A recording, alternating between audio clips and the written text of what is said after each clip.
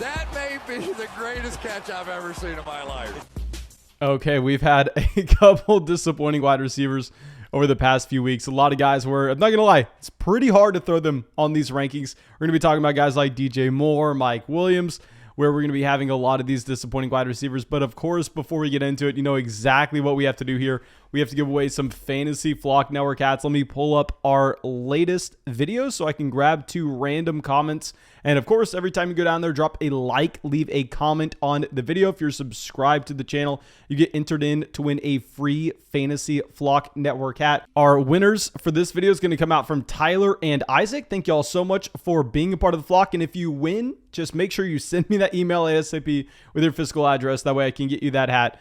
And also, make sure you all sign up for Underdog Fantasy. On Underdog Fantasy, when you make your first deposit with promo code FLOCK, they actually match you dollar for dollar up to a $100 deposit. You can find some really cool player props. I'll say the player props I've gotten crushed on over the past 2 weeks.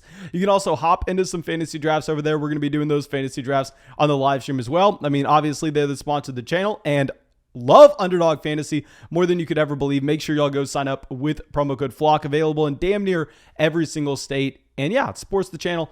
I think that should be it. Let's go through. Let's look at these wide receiver rankings. Starting it off at 1. Not going to spend too much time on it. Cooper Kupp. Okay, Cooper Kupp, let's just go fast with him. I mean, you kind of know that he's the wide receiver 1 every single week if we're going to be going through. If you're going to be looking at what he gave you this past week, oh my God, it was so disappointing from Cooper Kupp. His worst week of the season. It wasn't even close. I mean, he only has 11 receptions and 95 receiving yards. He doesn't even get the receiving touchdown. He only gives you 20 fantasy points against the Tennessee Titans. Like, are you kidding me, Cooper Kupp? Can you not do anything better than that? Of course, Cooper Kupp, he has such a high floor. He has such a high ceiling at the same time. He's about as many plus 30-point games than he has games where he didn't get 30-plus points. So I think that you're just going to continue to play him as wide receiver 1 overall, averaging 26 fantasy points at the position. The next best guy is Deebo Samuel at 21. Nothing changing in this situation. Expect to bounce back against the San Francisco 49ers defense this week.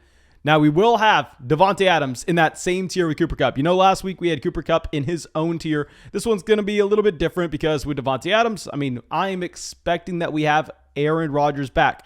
Now, of course, if Jordan Love is the starting quarterback, we're going to be moving down Davante Adams based on the fact that, not going to lie, Jordan Love looked way worse than I thought he would. Now, with Jordan Love, this is a quarterback that I have him in a lot of dynasty superflex leagues. I thought we were about to get his value to spike whenever he had a very nice matchup against the Kansas City Chiefs a week ago. And Jordan Love clearly couldn't push the ball down the field. But I don't know if you've heard about Aaron Rodgers before. Aaron Rodgers, a pretty good quarterback. I mean, I've done some in-depth analysis on Rodgers in the past, but I mean, really, the takeaway that you just have to have is he's okay. He's above average. I mean, if we're going to be looking at what he had in 2020 compared to what you actually got with Jordan Love, Aaron Rodgers back in 2020 came out and he had 48 passing touchdowns with about 5 interceptions. So yeah, he's a pretty good quarterback. I think that he's going to elevate Davante Adams with his 30% team target share and his historical very high touchdown rate to be a top 3 wide receiver in fantasy. No question, we're going to have Davante Adams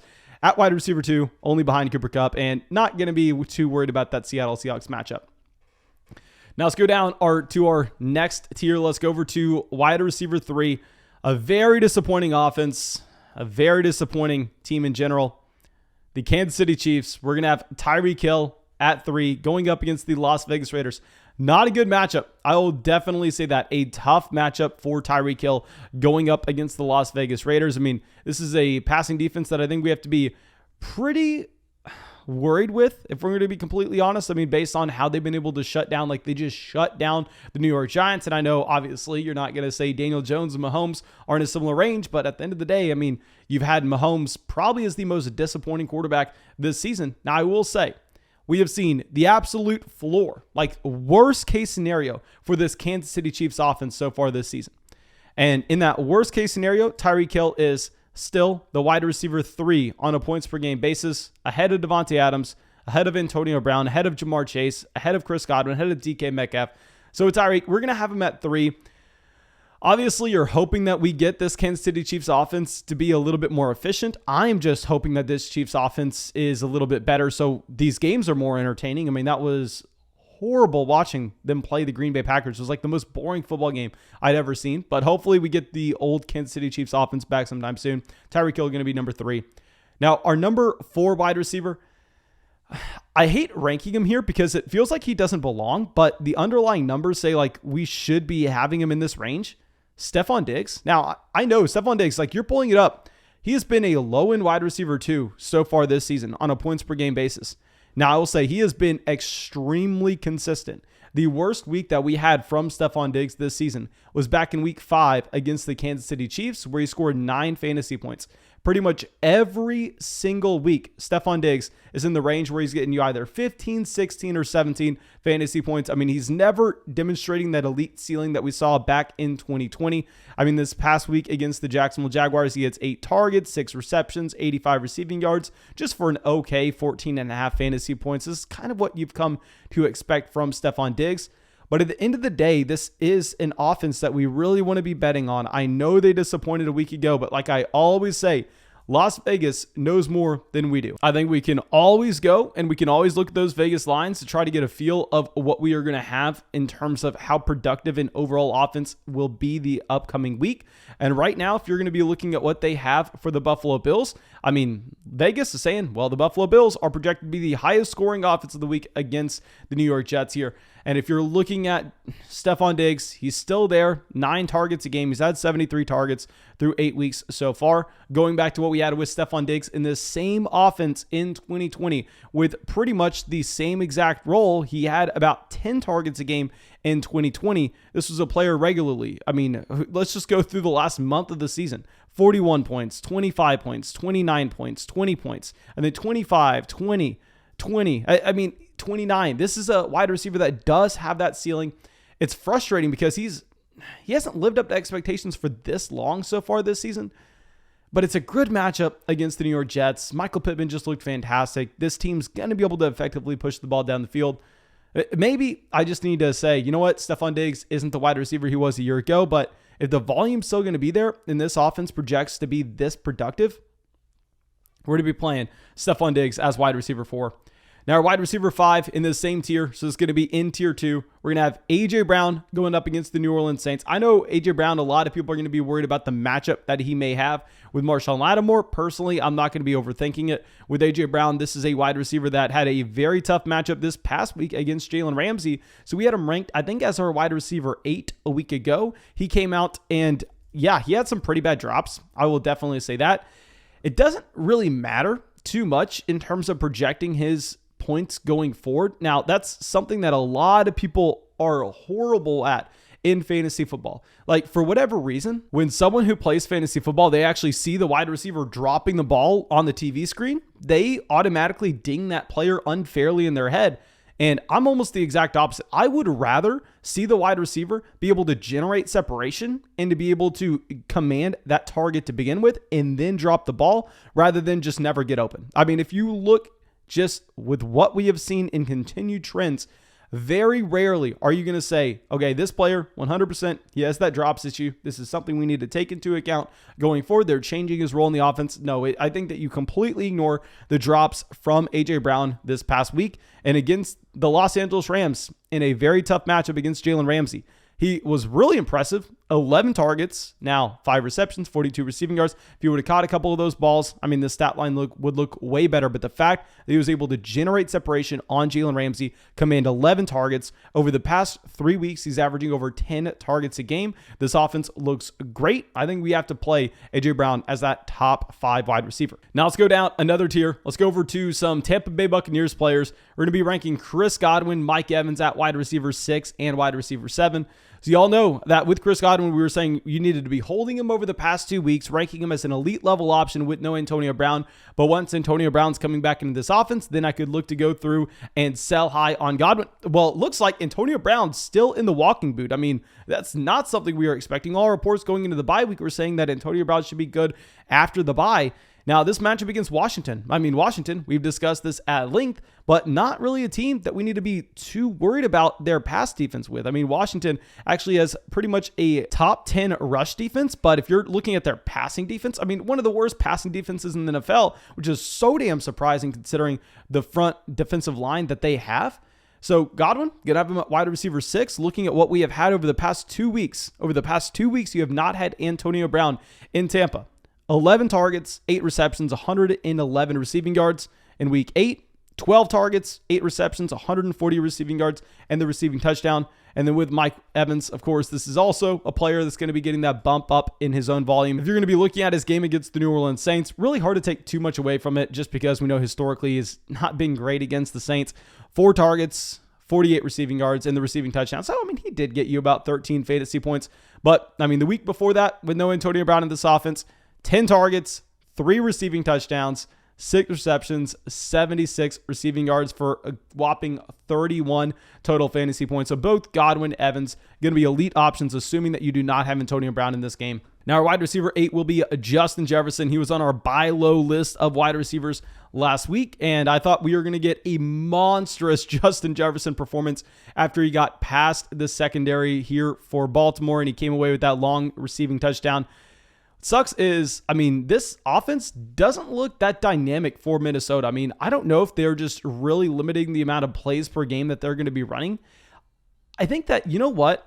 Let me move Justin Jefferson down one tier here. I think he's going to be in the next tier just because, if you are pulling up the amount of plays per game that they're running and the amount of passing volume that you've found in this offense, it's really gone down for Justin Jefferson over the past 2 weeks. He's had 9 targets over the past 2 weeks. He gets there this past one with that long receiving touchdown, but maybe we're just seeing this Minnesota Vikings offense in a completely different light. I think that maybe we have to be trying to lower our expectations with this team if they're not going to be able to push the pace of play as they were at the beginning part of the season. Now let's go over to our wide receiver 9 in the same tier alongside Justin Jefferson, DK Metcalf. And with Metcalf, if you have Russell Wilson back officially, he is going to be jumping up ahead of Jefferson, and he's going to be going up into that next tier with both Chris Godwin and Mike Evans. Really hard to rank DK Metcalf accurately as of now because we just don't know if Wilson's going to be playing or not. I would say this is like a median range for him. If you have Geno Smith, I think you're actually going to be moving him down to wide receiver 12 in the next tier.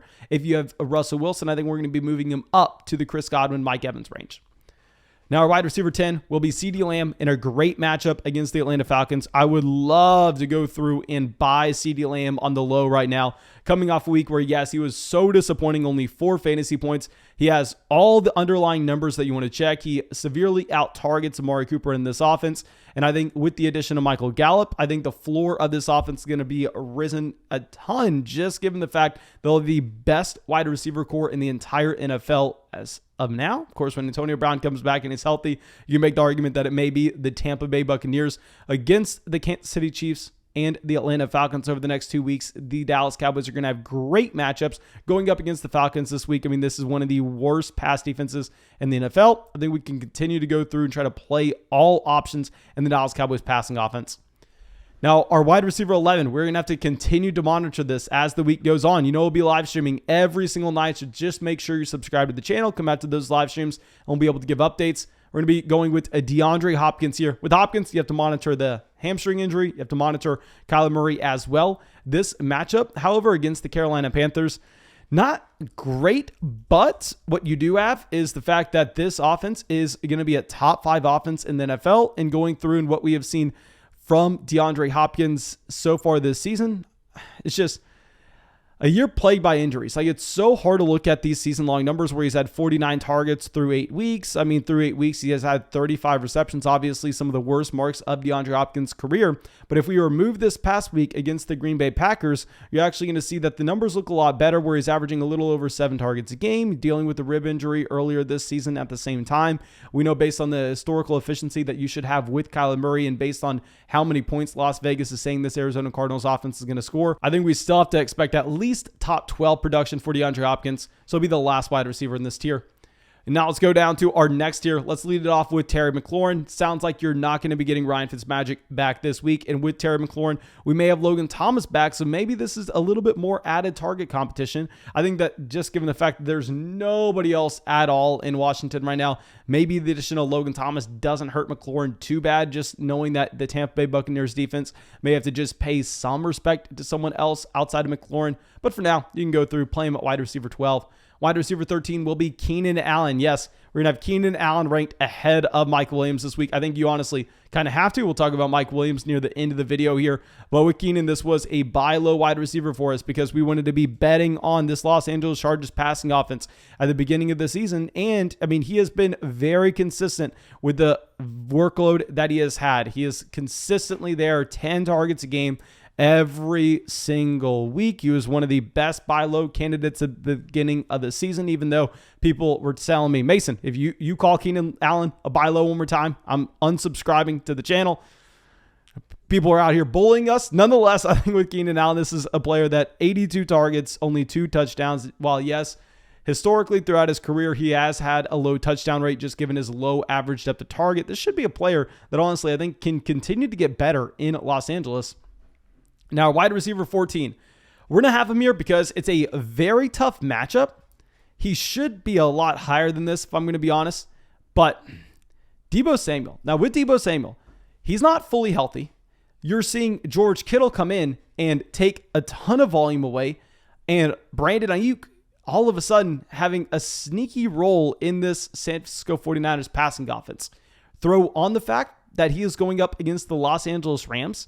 I think we need to be lowering our expectations with Deebo Samuel here, even though I want to put the respect that Deebo Samuel deserves on his name here, because this is a player that so far is the wide receiver 2 on a points per game basis. He has averaged more points per game than Tyreek Hill, Devontae Adams. Like, he is right up there at the very top end. But a lot of the season, you did not have George Kittle. You had Brandon Ayuk with really no role at all in this offense. And it's a tough matchup. So we'll have Deebo Samuel as a high-end wide receiver 2. If you go over to Patreon, pull up our rest of season rankings, you're definitely going to see that Deebo Samuel is ranked higher than this. But for now, I think we're fine at 14. Now, wide receiver 15 will be Michael Pittman in a great matchup against the Jacksonville Jaguars. I mean, he came off a very strong, impressive performance Thursday night where he comes out and he gets 64 receiving yards, 5 receptions, and the receiving touchdown. I mean, going back to what he had in Tennessee back in week 8, I mean, 15 targets, 10 receptions, 86 receiving yards, and 2 receiving touchdowns. Over the past 3 weeks, Michael Pittman's been a top 6 wide receiver in fantasy. I'll say he's probably going to regress just slightly. It's a great matchup, however, so we are going to have him as a high-end wide receiver too.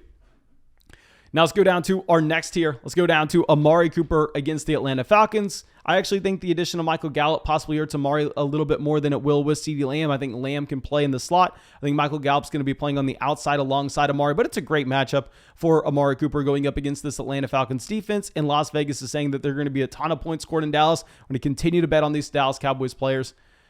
Wide receiver 17, I know we're going to get hate for this one because he has been way better than this so far this season. And pretty much every week over the past 4 weeks, I've said, okay, if we can sell for a wide receiver 1 price tag, we should be doing so. Hollywood Brown. Now, I know Hollywood Brown this past week against Minnesota, he drops 20 fantasy points. A fantastic, fantastic performance. But let's remember what happened in this game. This game went to overtime. This game did not have Sammy Watkins playing in it. If you're looking at the production for Hollywood Brown at the beginning portion of the game, I mean, he wasn't walking away with 20 fantasy points. If this game ended in regulation, Hollywood Brown owners wouldn't be nearly this excited. So I think it's really hard to just go, oh, okay, well, he got an extra quarter to play with. Let's just act as if these stats are normal. As we've said time and time again, once you get Hollywood Brown playing in an offense that has both Rashad Bateman, Sammy Watkins at wide receiver, and Mark Andrews at tight end, I think it's going to be hard for him to maintain this a wide receiver 1 production. I'm going to be expecting that you do get Sammy Watkins back this week, which is why we won't have Hollywood Brown as a wide receiver 1 like we didn't last week, and we'll have him as a mid wide receiver 2.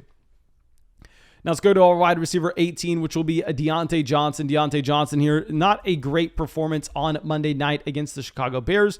Definitely a very tough game. And if we're going to be looking at Deontay Johnson, I mean, we just kind of know who he is. He's a very low average depth of target player. Ben Roethlisberger can't push the ball down the field. Going to be very, very inefficient, as we've discussed with Deontay Johnson throughout his entire NFL career. This is someone that's had 69 targets, however, through 7 weeks. So he is averaging 10 targets a game. That's right at the mark that we need to be chasing. So we're going to have him down here at wide receiver 18 below guys like Keenan Allen, even though Deontay Johnson, he's very similar to Keenan Allen. The only difference is one of them's playing with Justin Herbert. The other one's playing with Ben Roethlisberger. Great matchup, however, against the Detroit Lions. If you think that you're going to have the Pittsburgh Steelers effectively move the ball down the field against any defense, probably would be this Detroit Lions one. Now let's go to our last tier. Let's go and start it off with DJ Moore going up against the Arizona Cardinals. Now with DJ Moore here, this is going to be a tougher matchup against the Arizona Cardinals where, I mean, this has been one of the most surprising defenses of the season. Right now, they are the 6th best defense against the opponent's pass. And with DJ Moore, I will admit, I thought the addition of Christian McCaffrey was going to help Sam Darnold. I thought it was going to help the overall offense. My God, Sam Darnold looks like he may be getting benched in a couple of weeks if he continues this level of play. With DJ Moore, he has pretty much been put into a situation where it's impossible for him to succeed.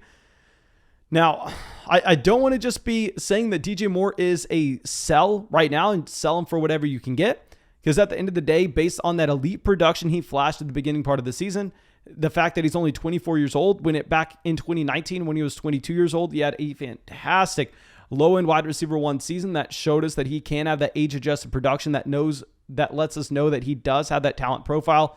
I think we probably just want to continue to bet on DJ Moore as a top 24 wide receiver. But yeah, if you're going to go over there to Patreon, let me pull up my Patreon rankings really quick so I can just let y'all know how far I moved DJ Moore down with our rest of season expectations. Just because, I mean, Sam Darnold, this offense looks horrible. Like, everybody was running victory laps on Sam Darnold that was saying it was all Adam Gase. I mean, I'm pretty sure they're pretty damn quiet now with how bad Darnold has looked. And yeah, with DJ Moore, I moved him down to wide receiver 17. And honestly, I think that we could look to move him lower than that as well. Now, our wide receiver 20 is going to be Tyler Lockett. I mean, Lockett, he's going to be a player that we most likely don't want to play if Geno Smith is the starting quarterback. I will be moving him outside of this tier behind all of these players. But if Russell Wilson's good to go, I think you actually move Tyler Lockett up the tier above. Very similar to DK Metcalf. It's hard for me to talk in depth on Lockett right now. Now, Mike Williams, wide receiver 21. Mike Williams was my lock of the week on Underdog Fantasy. Oh my God. Let's go through. Let's talk about this bad beat on Underdog Fantasy. Y'all know we go through and we make those player props bets every single week. My lock of the week with Mike Williams was over 58.5 receiving yards. He gets to about 58 receiving yards in the third quarter. And not a single catch after that. That half a receiving yard ruined it for us with Mike Williams. I mean, with Williams, this is a player that's still, like, it's crazy to see that he is still the wide receiver 15 on a points per game basis. Like, I do want to take a step back. I know over the past month, it's been horrible because he had the dud against the Ravens when a lot of people started him when he wasn't healthy. Then he had the bye. Then he had the dud against the New England Patriots. And then he just had this dud against the Philadelphia Eagles. So over the past month, it has been horrible, as we've already discussed. I think you can go through and you can remove that Ravens game based on the fact that he played 30% of the snaps and he just wasn't healthy at all. He didn't practice a single day going into that game. And if you remove that game from Mike Williams against the Baltimore Ravens, you actually had him out here, instead of scoring 131 points this season, 126.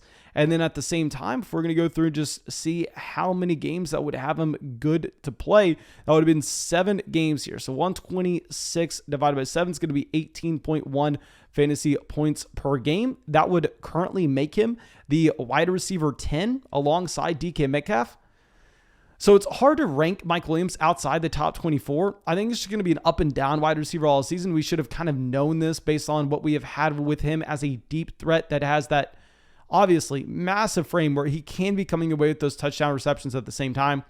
Not the worst matchup against the Minnesota Vikings. I don't think we need to be running away from that. So we will have Mike Williams at 21.